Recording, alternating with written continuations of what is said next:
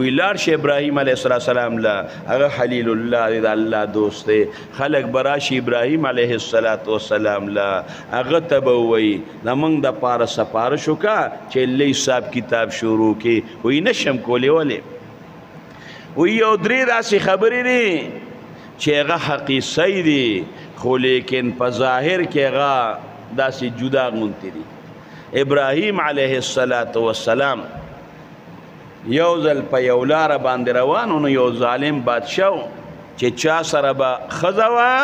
نو هغه کسان مقرر کړي وی ښځه یې والې خشتمالې راولې خاون وله مړ کې او که ورسره روري او پلاري نو بیا یې د خور او لور ماله راولې او پلار او رور ورله مه وجنې ابراهیم علیه السلام ته چې پته ولګېده دا خو ظالم بادشاه دی نو خپلې بیبي ته وی بیبي سارا ته وی چې تا نه یې تپوس وکړو چې ته څوک یې ورته ووایه چې زه د هغه خور یم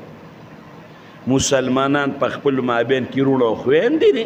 بس دغه معنی یې ترې واخیسته حقیقي خور خو نه وه او چې کله ابراهیم علیه السلام ته هغې کافرانو وی د هغوی میله وه وی ته به راسره لاړ شه وی انی سقیم زه بیمار یم ولې چې څوک دومره کوپر کوي بیمار ته تکلیف وي تاسو په دې کوپر بر ما ته تکلیف نه خو ظاهر کې خو سقیم بیمار ته وي ظاهري بیمار خو نه او بل دا چې هغه بوتان یې مات کړل نو هغه تبر یې د غټ په بوت په اوږه باندې کېښود نو چې هغوی رالل وی دا چا کړی دی وی چې تبر چا سره په اوږه د هغه نه تپوس کوې نو هغه خو ماتول نو کړی نور خو ده ملامته کول چې دوی به وایي چې ولې خبرې کولی شي ماتول کولی شي نو زه به ورته یم چې دا نشي کولی دا عبادت یې ولې کوې